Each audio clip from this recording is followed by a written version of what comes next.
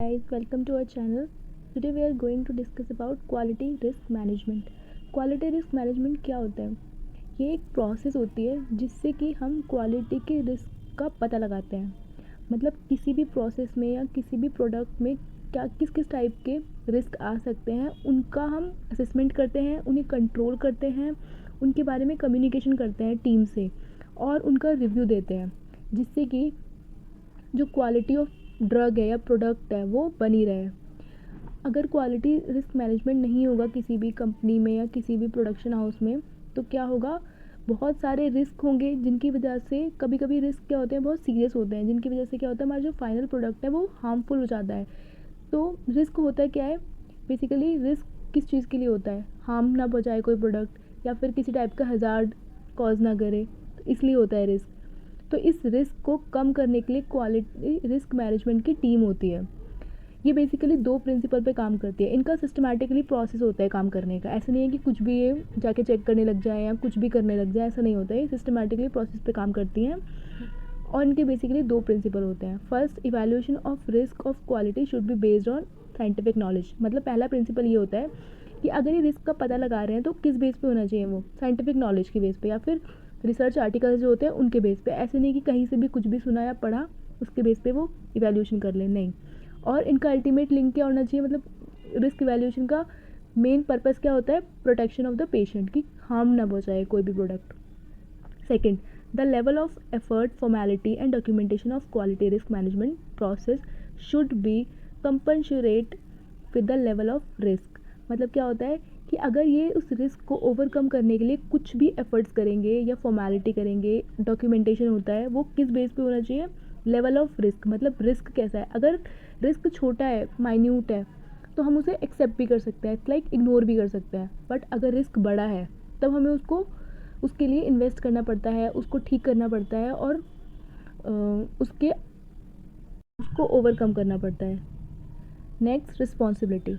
Quality management systems की responsibility क्या होती है? तो quality risk management activities are usually but not always undertaken by interdisciplinary teams. मतलब क्या होता है कि जो क्वालिटी रिस्क मैनेजमेंट है वो बेसिकली वो देखा जाता है इंटरडिसिप्लिनरी टीम। मतलब कि जैसे फिजिशियन, डॉक्टर, नर्सेज, ये ज़्यादातर होते हैं। बट कहीं कहीं पे क्या होता है कि एक स्पेशल टीम बनाई जाती है जिसके अंदर क्या होता है, लोग होते हैं जैसे कि क्वालिटी यूनिट के लोग होंगे, बिजनेस डेवलपमेंट के लोग होंगे, इंजीनियर होंगे, रेगुलेटरी अफेयर्स के लोग होंगे, production operation, sales, marketing, legal, statistics and clinical. इन सारे मेंबर्स को मिला के एक टीम बनाई जाती है जो कि क्वालिटी रिस्क मैनेजमेंट पे काम करती है।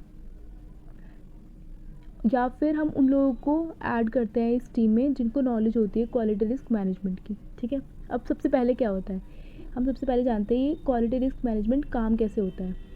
तो ये डायग्राम है, इसके थ्रू मैं आपको बताती हूँ।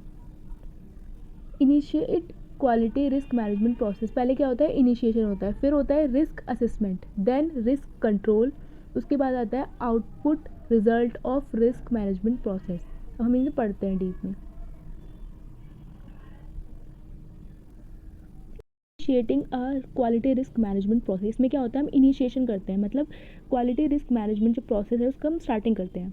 इसमें क्या होता है, सबसे पहले हमें क्या करना होता है, प्रॉब्लम के बारे में, रिस्क के बारे में जानना चाहिए कि हम क्या क्या रिस्क आ सकते हैं, उनको जानना कि किस टाइप के रिस्क इस प्रोसेस या इस प्रोडक्ट में हमें मिल सकते हैं। उसके बाद क्या होता है, उन रिस्क से रिलेटेड जितनी भी इंफॉर्मेशन है, डाटा है, सबको पढ़ना पड़ता है, इकट्ठा करना पड़ता है।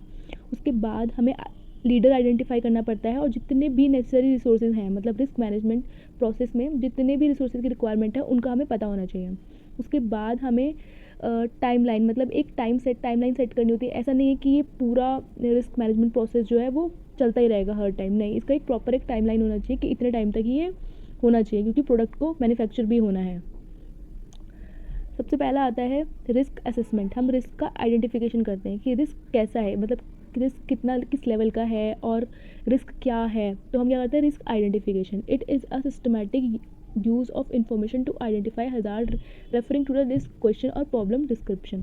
हम क्या करते हैं, रिस्क का पता लगाते हैं, आइडेंटिफिकेशन करते हैं। कैसे? हज़ार्ड, जितने भी हमें हार्मफुल इफेक्ट्स हैं, आ सकते हैं किसी भी प्रोडक्ट से, उसके बारे में हम जानते हैं। कैसे जानते हैं? हिस्टोरिकल डाटा, मतलब कि उसका पुरानी हिस्ट्री, उस प्रोडक्ट के बारे में या जितने भी मटेरियल यूज़ कर रहे हैं उनके बारे में, उनकी हिस्ट्री के बारे में जानकर, थ्योरेटिकल एनालिसिस, जितने भी उन प्रोडक्ट के एनालिसिस हुए हैं उनके बारे में पढ़ के, या फिर क्या गलत हो सकता है इनके, इस टाइप के क्वेश्चंस को पुट अप करके हम ये जान सकते हैं risk identification. Basically risk identification is the process in which we identify the risk on the basis of information and historical data.